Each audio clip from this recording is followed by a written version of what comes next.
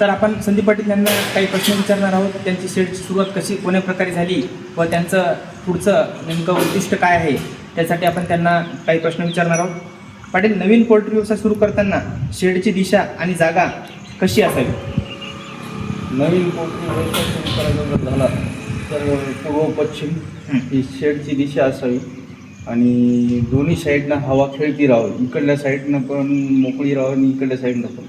बरं, आता तुम्ही जो शेड बांधताय तो किती पक्ष्यांसाठी बांधताय? आता माझं शेड जे आहे आता हे 4,000 पक्षाचं आहे. बरं. 100/100चं शेड आहे.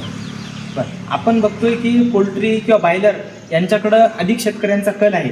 तर तुम्हाला नेमकं गावरांवरच काम करायला प्रेरणा भेटली की आपण गावरांमध्येच काम केलं पाहिजे? पोल्ट्री बॉयलर हे कसं आहे, मार्केटिंग समजा जास्त कल त्याच्याकडं नाही. गावरान कोंबड्या भेटून झाले बरोबर, त्याबद्दल त्या अनुषंगानं गावरान कोंबड्याला मागणी पण जास्त आहे आणि नैसर्गिक पद्धतीनं आपण कोंबड्या वाढवणार. बरं, म्हणजे बघा इथे एक आपल्याला पॉईंट नोंद करून घ्या की आपल्याला एक सेंद्रिय पद्धतीचं आपण जे नॉनव्हेज म्हणतो किंवा आपण पोल्ट्री व्यवसायामध्ये बघत असताना भरपूर रासायनिक गोष्टीचा अवलंब केला जातो.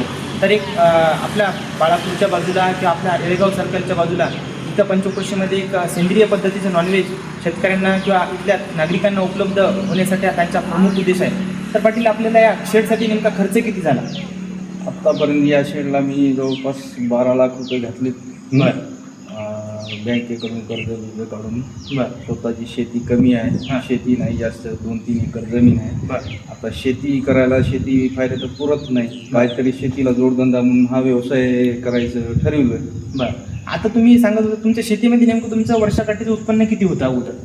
वर्षा काळात मला सांगा, तुम्ही सोयाबीन पेरलं तर आपल्याला सोयाबीन 5-6 क्विंटल सोयाबीन व्हायला लागवडच त्याच्यामध्ये चाललं. आपल्या हातात काहीच उरण झालं. बरं, म्हणजे की शेतीवरच्या असे अगणित जे संकट येतात हां. त्यांना एक कंटाळून म्हणून एक तुम्ही एक नवीन व्यवसायाची सुरुवात नवीन करा. व्यवसाय सुरुवात केली. बरं, तर आता हे तुम्ही जे साहित्य घेतलं शेडसाठी हे कुठून खरेदी केलेलं आहे? हे साहित्य पूर्ण आपण नांदेडवरून आणलं. बरं, मटेरियल भेटलं सगळं, जाळी हां. सगळं. तर या पूर्ण तुमच्या या साहित्याला खर्च किती झाला आपला? आत्तापर्यंत या शेडला जवळपास 8 लाख रुपये गेले. तर वाल कुंपणची जाळी बिळी मारायची त्याचा खर्च राहिला. बरं अजून खूप राहिलं. मध्ये किल्ल्याचं साहित्य आणायचं, पार्टिशन मारायची. बरं, आम्ही तर बघितलं. जवळपास टोटल खर्च माझा 12पर्यंत जाईल. बरं, आम्ही बघतोय की तुम्ही शेडच्या बाजूला एक शेवग्याची लागवड केली. शेवग्याची लागवड का करावी वाटली तुम्हाला? शेवगा हे शेवग्यामध्ये जे प्रोटीन आहे कोंबड्यासाठी उपयुक्त आहे. उपयुक्त आहे. हं. तर ती शेवग्यामुळं काय होतं, कोंबड्याची ग्रोथ फास्ट होते. बरं, तर ही शेवग्याची तुम्ही झाडं म्हणजे पूर्ण नर्सरीमधून झाडं खरेदी केली की घरीच बनवली झाडं? नाही ना, मी बियाणं आणलंय बरं. आपल्या कृषी केंद्रावरून. बरं, हे कोणत्या कंपनीचं बियाणे आम्हाला करू शकत का? ओडिसी 3 म्हणून जात आहे, बरं. वाण आहे. बरं त्याचं बियाणं आणलं आणि घरी याच्यामध्ये पॉलिथिनमध्ये तयार केलं. बरं, आणि म्हणजे लावून तुम्ही डायरेक्ट नवीन रोपं न खरेदी करता तुम्ही बियाणं आणून घरी रोपं तयार करून लागण केली. तर या बियाण्याचा खर्च किती होता?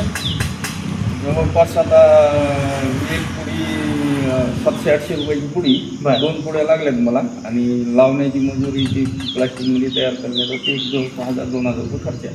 बरं, आता तुम्हाला आणि शेवग्याचंही उत्पन्न किती घेणार आहात का? हां, शेंग बी येणार नाही त्याला. शेंगा येणार तर त्याचं उत्पन्न पण होणार थोडं. बरं, म्हणजे दोही उत्पन्न होणार. बरं आणि एक कोंबड्याला आपल्या सावली आधी फिरायला गेलेला. बरं, आता तुम्ही हा प्रोजेक्ट सुरू केलेला आहे. सरकारकडून काय अपेक्षा आहे, नेमकं तुम्हाला काय मदत हवी आहे किंवा सरकारनं अशा कोणत्या योजना काढल्या पाहिजेत की अशा तुमच्यासारख्या नवतरुणांना मार्गदर्शन भेटेल, एक साथ भेटेल सरकारची?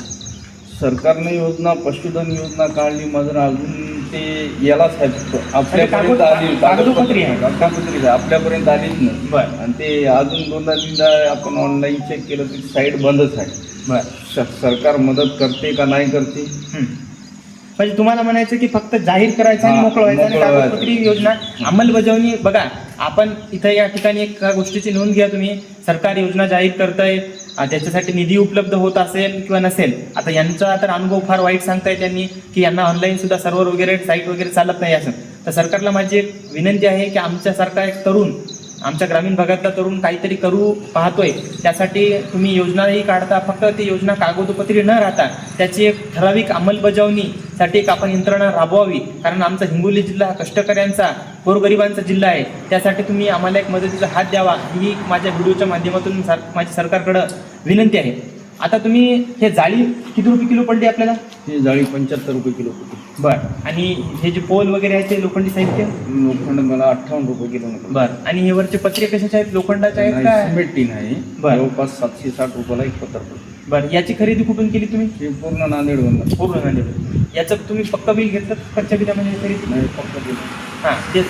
बघा इथे मला एक मुद्दा सांगायचा आहे तुम्हाला. आपण जेव्हा किंवा एखाद्या योजनेसाठी आपल्याला पात्र व्हायचं असते तेव्हा आपल्याला साहित्याचं पक्कं बिल आवश्यक असतं. त्यासाठी माझी प्रत्येक शेतकरी बांधवांना विनंती आहे, आपण 4-2 हजाराकडे न बघता आपण जेव्हा सामानाची खरेदी करू तेव्हा पक्कं बिल अवश्य घ्यायचं आहे आपल्याला.